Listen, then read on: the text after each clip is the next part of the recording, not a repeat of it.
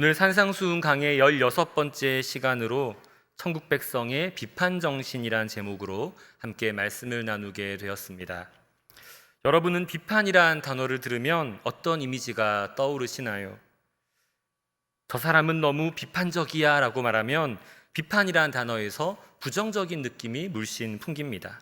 그런데 저 사람은 비판적인 사고를 참 잘해 라고 말하면 비판이란 단어가 긍정적으로 들리는 것 같습니다. 비판이란 말은 어쩌면 가치 중립적인 말이라고도 할 수 있겠습니다. 하지만 이 비판이란 단어를 나에게 들이대면 어떻게 될까요? 사람마다 차이가 있겠지만 비판 듣는 것을 좋아하는 사람은 별로 없을 것입니다. 특히 잘하고 싶은 일에 대해서 또 잘 보이고 싶은 관계에서 비판을 듣는다면 괴로움이 더할 겁니다. 그래서 비판이 어려운 것 같습니다. 내가 일방적으로 누군가를 비판하는 자리에 있기만 한다면, 아무도 나에 대해서 비판할 수 없다면 맘 편히 남을 비판할 수 있는데 그 반대의 경우가 항상 존재하기 때문입니다. 우리는 누군가를 비판하면서 살아감과 동시에 누군가에게 비판을 받으며 살아갑니다. 그런데 내가 비판했던 그 문제로 내가 비판을 받게 되는 경우가 종종 있습니다. 그 사실을 인지하면 부끄러움을 느끼는 것이 인간의 당연한 감정일 겁니다. 우리는 살아가면서 여러 차례 내가 누군가를 비판했던 그 문제가 나에게 고스란히 있음을 발견하곤 하죠. 내로남불이란 단어를 잘 아실 겁니다. 내가 하면 로맨스, 남이 하면 불륜이란 뜻을 가진 말인데요. 똑같은 행동을 두고도 남이 할 때면 목청을 높이며 손가락질하고 비난하다가 내가 똑같은 행동을 할 때에는 모든 수단과 방법을 동원해서 그 행동을 합리화하는 것을 비꼬는 말이지요. 이 내로남불은 사자성어는 아니고 신조어인데요. 사자성어로는 아시타비라고 합니다. 아시타비, 나는 옳고 남은 그르다는 뜻이죠. 저의 지난 삶을 돌아보면 비판하기를 좋아하고, 그런데 시간이 지나면 똑같은 문제가 나에게도 있음을 발견하는 일들이 계속해서 있었던 것 같습니다. 20살 때, 아주 오래전이죠. 혈기왕성한 신학대학교 학부생 시절에는 신학대학원에 다니는 전도사님들이 그렇게 미웠습니다. 당시 제가 살았던 기숙사에는 학부생, 신학대학원생, 석사, 박사과정 대학원생까지 다 모여서 살았는데요. 어디 교회 전도사님이란 분들이 기숙사에서 공공질서를 어찌나 안 지키는지, 또 얼마나 인간적인 모습들을 많이 보여주시는지, 어떻게 저런 사람이 전도사님이지? 이런 생각을 하면서 비판을 하곤 했습니다. 그때는 제가 전도사 사역을 하기 전이었거든요. 시간이 지나고 보니 어느덧 저는 신학대학원생이 되었고 전도사 사역을 시작했습니다. 그리고 제 안에 아주 인간적인 모습들, 연약한 모습들을 발견하게 되었습니다. 그리고 깨닫게 되었습니다. 내가 그때 비판했던 그분들과 지금 내가 다를 것이 하나도 없구나. 그렇게 저의 비판이 끝났을까요? 신학대학원생이 되고 나서는 석사과정 대학원생들을 비판하기 시작했습니다. 이 대학원에 석사 공부하러 오는 사람들은 학위 따서 스펙 쌓으러 오는 거야. 사역하느라 바쁘다는 핑계로 주중에는 공부 하나도 안 하고 수업만 겨우겨우 듣는다더라. 나는 저 사람들과는 다르게 살아야지.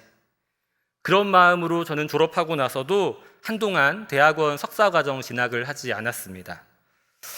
그리고 시간이 지나서 어느덧 저도 대학원 석사 학생이 되었습니다.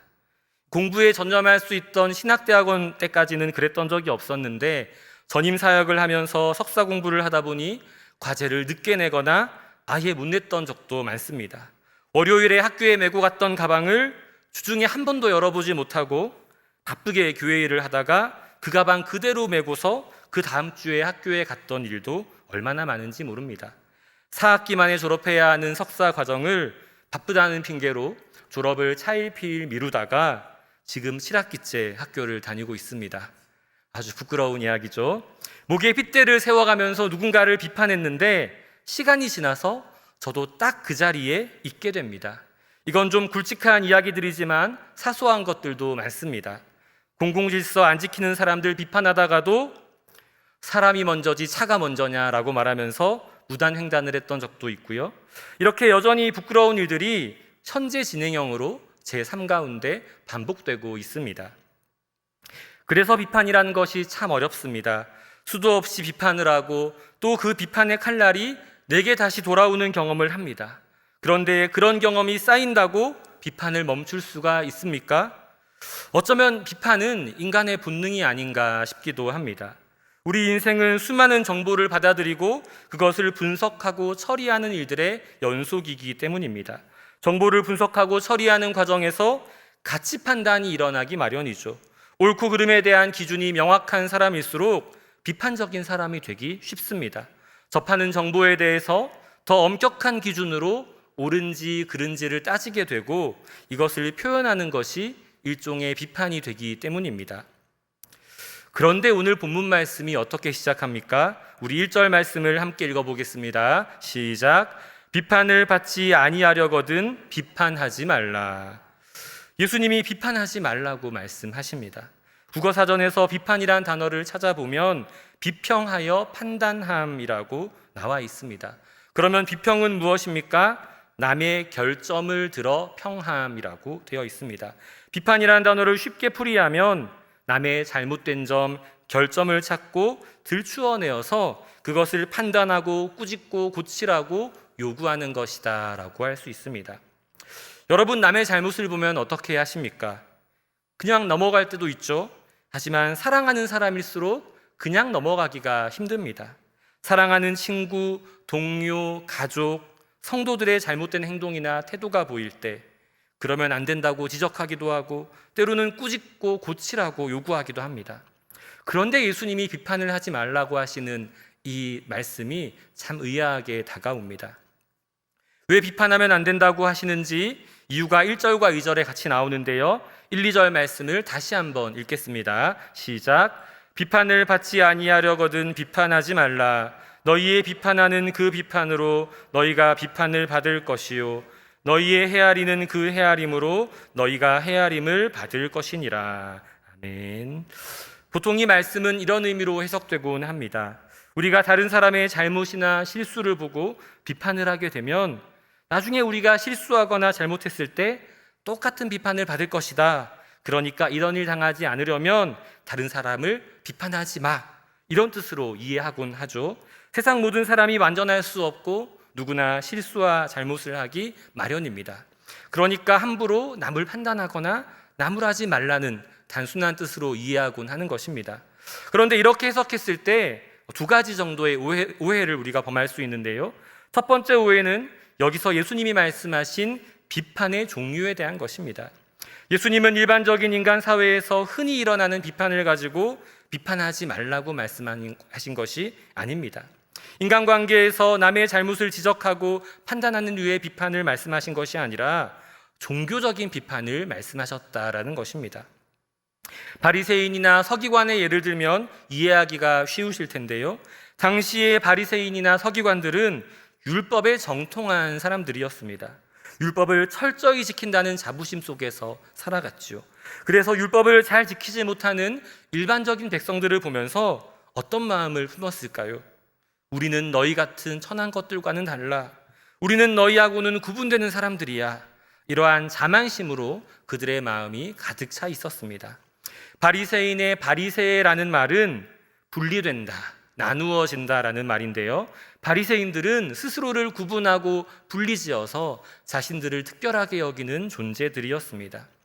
바리새인들과 서기관들의 눈으로 볼 때 율법을 잘 못 지키는 일반 백성들이 얼마나 한심하게 보였을까요? 그래서 그들은 일반 백성들이 율법을 어길 때 가차없이 비판하고 정죄했습니다. 당시 직업적인 이유로 율법을 지키지 못했던 세리나 창기와 같은 사람들은 다 죄인 취급을 받았습니다. 예수님이 안식일에 병자를 고칠 때, 예수님의 제자들이 밀밭 사이에서 이삭을 잘라 먹을 때 바리새인들과 서기관들의 맹렬한 비난을 받아야 했습니다. 하지만 예수님은 이런 바리새인들과 서기관들을 향해서 독사의 자식이라는 심한 욕설까지 쓰시면서 야단을 치셨습니다. 스스로 의롭다고 생각하는 그들의 자기의가 잘못되었다는 것입니다. 겉으로는 의로운 척하지만 실제로는 그들의 속사람이 썩어버렸다는 것이죠. 그래서 예수님은 이들의 가식적인 행위를 꾸짖으시면서 외식하는 자들이다. 회칠한 무덤이다라고 말씀하신 것입니다. 자기 의에 빠져서 다른 사람의 허물은 잘 보고 쉽게 비판하고 정죄하면서 정작 스스로의 허물과 문제를 돌아보지 못하는 이 잘못된 태도를 예수님이 가증스럽게 여기신 겁니다. 오늘날도 마찬가지죠. 교회 안에서 다른 사람에 대해서 우리가 신앙적으로 문제가 있다고 지적하거나 비난하는 경우가 종종 있습니다. 저 집사님은, 저 장로님은, 저 권사님은 왜 저래? 이런 생각, 이런 말들 한 번쯤 해보신 적 있을 겁니다. 사실 이런 유혹에 제일 쉽게 빠지는 사람이 누구일까요? 저와 같은 목회자들입니다. 우리 모두가 하나님께서 부르신 제사장이고 하나님 앞에서 우리 모두가 평등한 존재인데요, 이렇게 말하면서도 어느새 누군가를 주제넘게 판단하고 분류하고 평가하는 일에 익숙해진 제 모습을 발견할 때가 많이 있습니다. 물론 불신앙적인 행동이나 태도는 지적을 받아야 할 필요가 있고요, 비판을 받아야 할 필요도 있습니다. 그런데 문제는 이렇게 남을 판단하고 비판하는 사람들은 과연 어떤가? 그래서 나는 어떠한가 하는 점입니다. 혹시 바리새인들처럼 자신도 속으로는 부패하고 죄를 지으면서 우리가 겉으로만 의로운 척하는 것은 아닐까요? 자기 의와 교만에 빠져서 남을 쉽게 비판하고 정죄하고 있는 것은 아닐까요? 그게 제 모습, 또 여러분의 모습은 아닐까요? 한번 생각해 볼 필요가 있습니다. 비판에 대한 오해가 또 한 가지 있습니다. 2절 말씀 다시 한번 읽어보겠습니다. 시작. 너희의 비판하는 그 비판으로 너희가 비판을 받을 것이요 너희가 헤아리는 그 헤아림으로 너희가 헤아림을 받을 것이니라. 아멘. 여기서 우리가 비판을 했을 때 똑같은 비판으로 우리를 비판할 분이 누구실까요? 우리가 베푼 헤아림으로 똑같이 우리를 헤아려 주실 분이 누구실까요? 여기서 우리를 비판하고 헤아리는 분은 바로 심판주가 되시는 하나님이십니다. 이 말씀은 지금 당장 이 세상에서 내가 비판하면 똑같이 비판받으니까 그러니까 비판하지 말라는 처세술과 같은 이야기가 아니란 것이죠.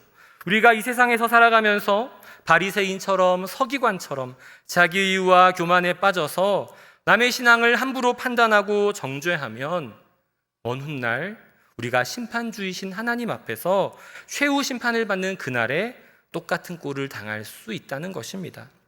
그뿐 아니라 이 말씀은 우리를 진정으로 판단하고 평가할 수 있는 분이 심판주 되시는 하나님 한 분뿐이라는 사실을 알려줍니다. 이 비판이란 낱말은 헬라어로 크리노라고 하는데요, 이 단어는 법적인 상황에서 자주 쓰이는 단어입니다.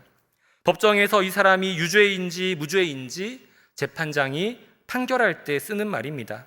영어 성경에선 이 낱말을 영어로 판결하다, 심판하다라는 뜻을 가진 judge라는 낱말로 번역하고 있습니다. 그렇게 예수님이 우리에게 비판하지 말라고 하실 때 그 의미는 이런 뜻이 될 겁니다. 남의 행동이나 태도를 보고 저것이 유죄인지 무죄인지 함부로 판단하고 재판해버리지 말아라. 왜 그래야 할까요?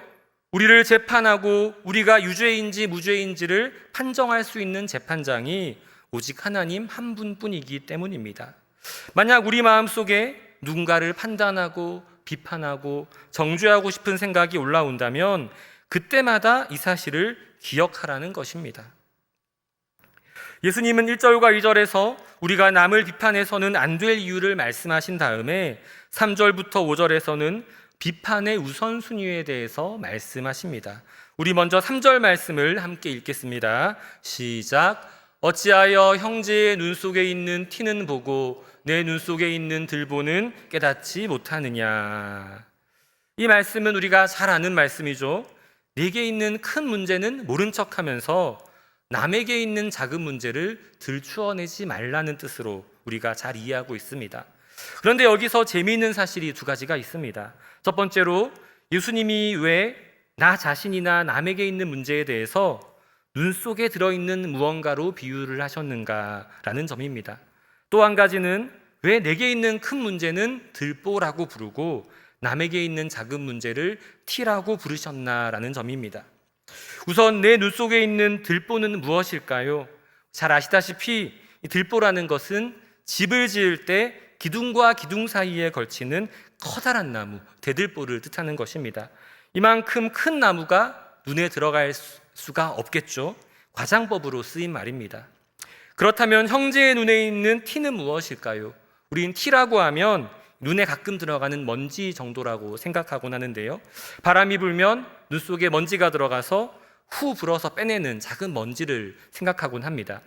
그런데 헬라어 원어를 찾아보면요, 이 티라고 번역된 낱말이 카르푸스란 단어라고 합니다. 카르푸스는 말라서 수축된 작은 나뭇가지나 짚을 가리키는 말입니다. 또 여기서 나와서 말라버린 작은 티끌도 포함하는 단어입니다. 반면에 들보라는 것은 큰 아름드리 나무의 몸통, 원줄기로 만드는 것이죠. 이 굵은 나무의 몸통에 비해서 이 카르푸스는 아주 가느다란 마른 나무 가지입니다. 다시 말하면 지금 내 눈에는 커다란 들보, 나무가 들어있고 형제의 눈 속에는 작은 나뭇가지가 있다라고도 우리가 이해할 수 있는 것이죠. 그런데 생각해보면 지금 내 눈 속에 커다란 나무 들보가 들어있으면 앞이 보이겠습니까? 앞을 전혀 볼 수가 없습니다. 커다란 들보에 가려서 앞을 전혀 볼 수 없는 상황이 되는 겁니다. 시야가 가려지고 판단력이 하나도 없어진다는 것이죠. 그런데 형제의 눈 속에는 아주 작고 가느다란 나뭇가지가 있다고 합니다. 그러면 보일까요? 안 보일까요? 잘은 안 보이지만 희미하게 볼 수 있습니다. 조금이나마 볼 수 있고 흐리지만 판단력도 가질 수 있습니다. 예수님께서 눈에 대한 이야기를 하신 이유는 우리 시야와 판단력에 대한 이야기를 하시는 것입니다. 눈 속에 들보가 들어있는 너, 즉 남을 아예 볼 수도 없고 판단력도 전혀 없는 네가 어떻게 남을 보고 비판하고 판단할 수 있냐는 이야기죠. 오히려 그 형제의 눈에는 작은 가시가 들어있기 때문에 조금이라도 볼 수 있고 조금이라도 판단할 수 있는데 말이죠. 그래서 4절 말씀, 네 눈 속에 들보가 있는데 어찌하여 형제에게 말하기를 나로 내 눈 속에 있는 티를 빼게 하랴라고 라는 이 말씀은 어찌 형제보다 더 심각하고 나쁜 상태에 있는 내가 나보다 더 나은 상태에 있는 형제의 잘못을 지적하고 고쳐줄 수 있겠냐라는 의미라고 할 수 있습니다. 이제 예수님은 5절에서 다시 한번 비판의 우선순위에 대해서 말씀을 이어가시는데요. 5절 말씀을 함께 읽어보겠습니다. 시작. 외식하는 자여 먼저 내 눈 속에서 들보를 빼어라. 그 후에야 밝히 보고 형제의 눈 속에서 티를 빼리라. 무슨 말입니까? 너부터 먼저 눈에 들보를 빼라. 즉 내게 있는 더 큰 문제부터 제거하고 나서 남의 눈 속에 있는 티를 빼주라는 것입니다. 왜 외식하는 자여라고 부르신 걸까요? 여기서 외식하는 자는 바리새인들처럼 나 자신의 모습을 먼저 돌아보지 않고 나 자신에 대한 겸허하고 철저한 자기 비판 없이 자기의와 교만에 빠져서 남을 비판하는 사람들을 뜻합니다. 예수님이 바리새인들에게 자주 이렇게 말씀하셨죠. 외식하는 자들이라고 말입니다. 우리도 바리새인들처럼 외식하는 자가 되지 않으려면 비판의 우선순위를 분명히 해야 합니다. 비판은 먼저 나 자신에게 철저하게 해야 합니다. 그래서 나 자신에 대한 철저한 비판으로 내 눈에 들어있는 들보를 빼내면 눈이 밝아지게 되겠죠. 들보처럼 커다란 자기의 교만과 위선, 선입견을 제거하고 나면 눈이 환해지고 올바른 시각과 판단력을 갖게 됩니다. 그래서 주님은 5절에서 먼저 네 눈 속에서 들보를 빼어라. 그 후에야 밝히 보고 내 형제의 눈 속에서 티를 빼리라 라고 말씀하신 것입니다. 많은 사람들은 오늘 본문인 마태복음 7장 1절부터 5절을 읽고서 아예 남을 비판하지 말라 이런 뜻으로 이해하는데요. 이 또한 오해입니다. 이 말은 비판을 근본적으로 금지하신 것이 아니라 비판의 우선순위를 말씀하고 계신 겁니다. 너 자신을, 나 자신을 제일 먼저 비판의 대상으로 삼으라는 것입니다. 나 자신의 현재 모습과 상태에 대해서 돌아보고 내 문제와 허물을 먼저 본 후에 그것을 제거하고 나서 그 다음에 남의 허물을 보고 남의 문제를 보라는 것입니다. 타인을 비판하기 전에 내 모습을 바라보면 어떻게 될까요? 성숙한 사람일수록 자신을 잘 성찰합니다. 예수님을 더 잘 믿는다는 것은 말씀을 자기의 삶에 비추어 보고 내가 얼마나 큰 허물과 죄를 가진 사람인지, 그리고 나아가서 내가 받은 용서가 얼마나 큰지, 내가 받은 은혜가 얼마나 큰지를 바로 아는 것입니다. 내가 죄인이고 내가 큰 죄를 용서받았음을 깨달은 사람은 조금씩 더 너그러워질 수 있습니다. 내 죄와 허물, 그리고 그에 상응하는 커다란 용서와 은혜를 깨닫고 조금씩 너그러워지는 것이 어찌 보면 성숙의 과정이 아닐까라는 생각도 해봅니다. 강명식이란 찬양 사역자의 이 10년 후에란 찬양이 있습니다. 이런 가사가 나옵니다. 10년 전에 그분을 처음 만났을 때 무척이나 뜨거웠었지. 그분의 일을 한다고. 생각하면 쑥스럽고 부끄러울 뿐 그분의 일 하기는커녕 방해만 된 것 같아서 지금은 많이 부드러워진 듯 타협일까 아니면 무뎌진 걸까. 하지만 한편으론 조금이나마 다른 사람들 돌아볼 여유가 생긴 것 같아. 그가 나와 꼭 같진 않아도 내 맘에 쏙 들진 않아도 함께 그분 안에 있단 것만으로 기뻐할 수 있으니. 전 이 찬양이 우리의 성숙을 잘 묘사했다고 생각합니다. 찬양 가사를 보면요, 10년 전에 열정 가득하던 혈기왕성하던 젊은 시절을 떠올리지요. 아마도 뜨거운 마음에 때로는 다른 사람들과 의견 충돌도 경험하고 다른 사람을 비판도 하면서 열심히 사역했을 것입니다. 그런데 10년 후에 이렇게 고백하죠. 지금은 많이 부드러워진 듯 조금이나마 다른 사람들을 돌아볼 여유가 생긴 것 같아. 그가 나와 꼭 같진 않아도 내 맘에 쏙 들진 않아도 함께 그분 안에 있다는 것만으로 기뻐할 수 있으니. 나 자신을 먼저 돌아보고 비판하면서 나의 연약함과 허물을 먼저 바라보는 것은요, 길고 긴 훈련의 과정입니다. 그리고 그렇게 오랜 시간 동안 타인을 향하던 손가락을 꺾어서 나를 향하게 하고 자신의 허물과 죄악을 바라보면서 이런 내 모습도 품어주시는, 사랑하시는 하나님의 사랑, 하나님의 은혜를 경험할 때 우리가 변화되는 것입니다. 성장하고 성숙하는 것입니다. 하나님 안에서 서로 다름을 이해하고 품어주면서 공동체를 세워나가는 사명을 잘 감당할 수 있게 되는 것입니다. 다시 본론으로 돌아가서 오늘 말씀은 이렇게 자신의 허물과 문제를 먼저 본 뒤에 다른 사람을 비판하라라고 말합니다. 이 말은 달리 말하면 자신을 잘 돌아보고 나서 신중하고 겸손한 마음으로 꼭 필요한 비판을 하라는 말씀으로 이해할 수 있습니다. 건전한 비판은 꼭 필요하죠. 이 비판에는 두 가지 종류가 있는데요, 건전한 비판과 불건전한 비판입니다. 건전한 비판은 다른 말로 하면 세워주는 비판이고, 불건전한 비판은 파괴하는 비판입니다. 이 두 가지를 구분하는 기준이 무엇이겠습니까? 바로 사랑입니다. 사랑이 없는 비판은 남의 허물을 들춰내는 역할을 하고요, 남을 해치고 파괴하게 될 수 있습니다. 반대로 건전한 비판은요, 형제자매를 사랑하고 진심으로 세워주려고 할 때만 가능합니다. 형제자매가 잘못된 길로 가는데 가만히 내버려 두는 것은 사랑이 아닐 겁니다. 그것은 무책임한 죄라고 할 수 있죠. 예수님은 오늘 말씀을 통해서 건전한 비판, 사랑이 있는 비판, 남을 세워주는 비판은 가능하지만 어떤 비판을 하지 말라고 하는 겁니까? 단지 비판을 위한 비판, 사랑이 빠져있는 비판, 무책임하고 파괴적인 비판은 하지 말라는 것입니다. 남에 대한 비판을 하기 이전에 반드시 나 자신을 겸허하게 돌아보면서 먼저 나 자신을 비판하라고 명령하시는 것입니다. 이렇게 비판의 우선순위를 바르게 지킬 때 우리가 건전한 비판을 통해서 우리 자신과 우리 주변을 조화롭게 변화시켜 나갈 수 있을 것입니다.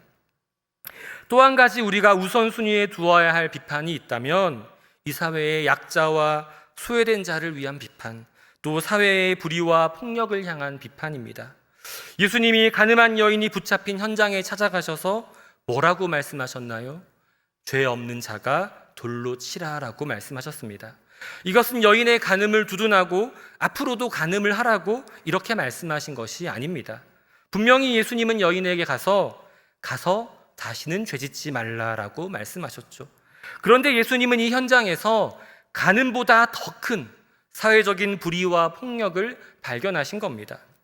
남자와 여자가 같이 간음을 했는데 남자는 어디론가 도망가 버리고 힘없는 여인만 붙잡아 놓고서는 군중들이 모여서 돌을 던져서 처형하려는 이 현장을 바라보면서 예수님은 마음 아파하셨고, 그래서 당시 유대 사회의 불의한 구조와 폭력을 지적하고 비판하신 것입니다. 구약 성경에 등장하는 아모스나 예레미야 같은 선지자들은 하나같이 당시 사회의 불의와 폭력에 대해서 칼날같이 날카로운 비판의 말씀을 내뱉고 있습니다. 굳이 비판하지 않아도 나 혼자 잘 먹고 잘 사는데 문제가 없는데 그래도 이것은 잘못되었다. 종교와 정치와 사회가 이렇게 되어서는 안 된다면서 하나님께서 주신 말씀을 바탕으로 비판의 메시지를 쏟아 놓았습니다. 사실 이런 비판의 메시지를 선포하면 듣고 좋아하는 사람이 없습니다. 오히려 이런 예언 때문에 선지자들은 일평생 사람들에게 비난받고 환영받지 못하며 힘든 삶을 살아가기도 합니다. 하지만 선지자들은 여호와께서 나에게 말씀하시니 내가 어찌 말하지 않을 수 있겠느냐라고 말하면서 담대하게 불의한 사회와 종교와 정치를 향해서 비판의 메시지와 심판의 메시지를 쏟아냈습니다.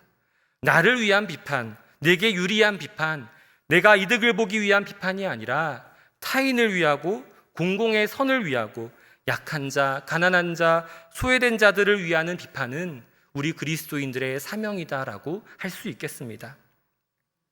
지금까지 예수님은 비판을 하는 자세를 말씀하셨는데요, 6절에 이르러서는 비판을 받는 자세에 대해서 말씀하십니다. 비판이란 하기도 쉽지 않지만 받는 것은 더 어려운 것이죠.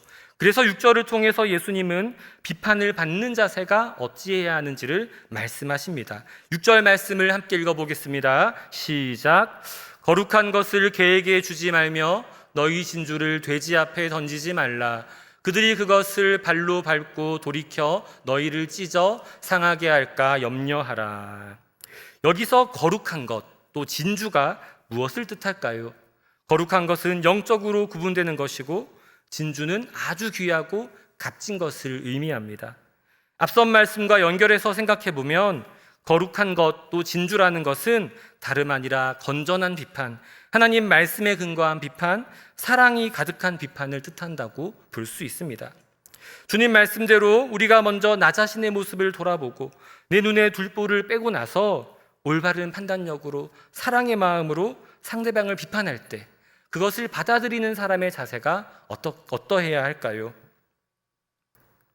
그런데 생각해보면 막상 비판받는 자리에 놓인다고 생각해보면 우리가 연약한 인간인지라 그 비판을 받아들이는 것이 참 어려울 것 같습니다. 아무리 나와 가까운 사람이라도, 아무리 나를 사랑하는 사람이라도 비판은 선뜻 받아들이기가 어렵습니다. 하지만 그 순간 비판을 받아들일 수 있는 사람, 그런 수용력과 용기가 있는 사람은 다른 결과를 만들어낼 수 있을 겁니다. 하지만 그 비판을 끝까지 받아들이지 못하고 오히려 분노하고 그 비판을 무시하고 사랑으로 비판해준 그 비판을 적대적으로 대하는 사람들은 변화의 가능성을 잃어버리게 되는 겁니다. 오늘 말씀 6절에서 예수님은 거룩한 것을 개에게 주지 말고 진주를 돼지 앞에 던지지 말라라고 말씀하십니다.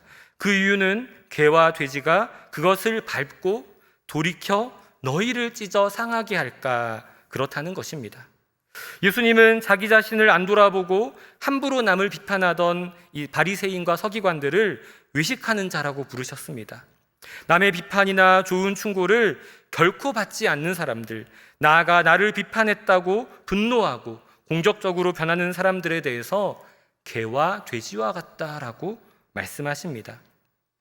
개와 돼지는 우리나라에서도 참 심한 욕설로 쓰이는 말이죠.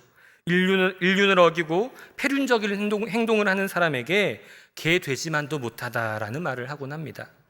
개와 돼지가 좋은 것, 귀한 것을 주어도 그것을 알아보지 못하고 그것을 준 사람에게 달려드는 모습을 묘사하시면서 건전한 비판과 충고를 받아들이지 못하는 사람들, 이것을 적대적으로 받아들이는 사람들은 개와 돼지와 같다라고 예수님께서 말씀하시는 겁니다.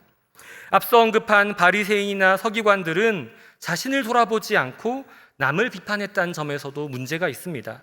그런데 나아가서 예수님 말씀을 받아들이지 않고 오히려 적대적으로 대했다는 점에서 더 큰 문제가 있는 사람이다라고 할 수 있습니다. 그들은 예수님 말씀에 귀를 막고 복음을 거부했습니다. 이유가 무엇입니까? 내 생각과 맞지 않고 우리가 세운 질서를 깬다고 보았기 때문입니다. 그래서 다른 사람들은 예수님 말씀 듣고 은혜 받고 변화되는 그 순간에 바리새인과 서기관들은 똑같은 말씀을 듣고도 분을 내고 이를 갈며 모여서 예수님을 죽일 모의를 합니다. 그리고 실제로 예수님을 십자가에 못 박아 죽이는 데에 동참하게 되죠. 오늘날도 마찬가지입니다. 예수님의 말씀, 복음의 소식을 듣고도 끝까지 받아들이지 않고 핍박하고 공격하는 사람들이 있습니다. 그들은 거룩한 것, 귀한 것을 알아보지 못하고 오히려 그것을 전해준 사람들을 들이받는 사람들입니다. 하지만 그 사람들은 아직 예수님을 잘 모르고 복음의 능력을 경험하지 못했기 때문에 그럴 수 있겠다라는 생각을 할 수 있습니다. 그런데 교회 안에도 이런 사람들이 있다는 것입니다. 새벽마다 에스겔 말씀을 읽고 있는데요, 하나님께서는 에스겔에게 이스라엘 백성이 심판받고 멸망할 것이다 라고 예언하라고 하십니다. 하나님의 심판을 예고하고 잘못을 지적하고 죄악된 길에서 돌이킬 것을 선포하는 이 말씀은 듣기에는 괴롭습니다. 하지만 이 말씀을 들어야 이스라엘 백성이 살게 됩니다. 하지만 거짓 선지자들은 어떤 예언을 합니까? 귀에 듣기 좋은 말로 평강을 빌어줍니다. 하나님은 분명히 심판을 계획하고 계신데 사람들 귀에 듣기 좋게 평강을 빌어주고요, 모든 일이 잘 될 거라고만 말합니다. 이것은 거짓말이죠. 우리는 어떤 말씀에 귀를 기울이며 살아가고 있습니까? 때로는 하나님 말씀이 내게 조금 불편하고 나에게 희생과 섬김을 요구한다 하더라도, 회개와 갱신을 요구한다 하더라도 그 말씀이 진정 우리에게 양약이 됨을 믿고 순종하고 계십니까? 아니면 그런 말씀이 들리면 불편해서 두 귀를 막아버리고 마치 거룩한 것을 마주한 개와 진주를 받은 돼지처럼 행동하십니까? 그래서 우리를 살리고 싸매고 고칠 수 있는 하나님 말씀을 발로 밟고서 왜 나에게 불편한 얘기를 하느냐, 왜 나를 비판하고 문제를 삼느냐면서 불만을 품지는 않으셨는지요? 하지만 비록 듣는 순간에는 불편한 나의 회개와 변화를 촉구하는 설교라 할지라도 그 말씀을 귀담아 듣고 자기 자신에게 적용하며 돌이키는 사람에게는 변화와 성장, 성숙이라는 열매가 뒤따르게 될 것입니다. 간절히 바라기는요, 우리 신촌교회 모든 강단에서 선포되는 하나님 말씀이 가감없이 선포되는 진리의 말씀이 되기를 소망합니다. 또 사랑하는 신촌의 성도님들이 겸손한 마음으로 하나님 말씀을 받아들이는 가운데 살아있고 활력이 있어 좌우에 날선 어떤 검보다도 예리하여서 홍과 영과 및 관절과 골수를 찔러 쪼개기까지 하고 마음의 생각과 뜻을 판단하기까지 하시는 하나님 말씀 앞에서 우리의 삶이 새로워지고 변화되어 가기를 간절히 소망합니다. 이제 말씀을 맺으려고 하는데요, 오늘 예수님은 천국 백성들의 비판 정신에 대해서 말씀하셨습니다. 천국 백성은 비판을 할 때도 비판을 받을 때도 달라야 합니다. 겸손과 자기 비판이 있어야 하고요, 특히 사랑의 정신이 있어야 건전한 비판을 할 수 있습니다. 오늘 우리 사회와 교회를 돌아보면요, 건전한 비판 정신을 찾기가 참 어렵습니다. 아예 비판도 없고 무관심한 냉소주의자들이 있고, 공격적이고 적대적인 비난 가운데서 끊임없이 상처를 주고받는 사람들이 있습니다. 그 가운데 우리가 분열과 아픔을 경험하기도 하지요. 하지만 우리의 이러한 현실 가운데서 예수님은 오늘 말씀을 주신 줄로 믿습니다. 천국 백성답게 먼저 나 자신을 돌아보고 나 자신을 비판의 대상으로 삼읍시다. 그리고 사랑하는 마음으로 타인을 바른 길로 이끌고 공동체를 바로 세우기 위한 비판을 합시다. 그리고 무엇보다요, 타인의 비판을 겸허하게 듣고 수용하는 사람들이 되면 좋겠습니다. 비판하는 소리가 가득한데 아무도 그 소리에 귀 기울이지 않으면 오갈 데 없는 비판의 소리가 허공을 돌고 돌아서 시끄러운 공동체가 됩니다. 비판을 하는 것 못지않게 중요한 것은 비판을 겸허히 듣는 것입니다. 그래서 우리는 건강한 비판 정신을 잃어버리지 말고 사랑의 마음으로 비판함과 동시에 그 비판에 합당한 삶을 먼저 살아내야 합니다. 지난 주일 말씀에서 깨달은 것처럼 나부터 변화되고 새로워져서 나로부터 우리 공동체가 변화되기를 꿈꾸며 소망하는 우리 모두가 되기를 간절히 소망하고 축복합니다. 이 시간 주의 은혜라 함께 찬양하며 나아갈 텐데요, 메마른 우리의 마음속에 모든 것이 주님의 은혜입니다 하는 겸손한 신앙의 고백이 넘쳐나길 원합니다. 타인을 향한 비판의 손가락질을 나에게 돌려서 나의 연약함과 허물을 발견함과 동시에 그럼에도 불구하고 우리를 사랑하시고 우리를 붙드시는 주님의 은혜를 경험합시다. 그리하여 은혜 가운데, 감사 가운데, 사랑 가운데 바르고 합당한 말로 공동체의 덕을 세우는 우리의 입술이 되기를 간절히 소망합니다.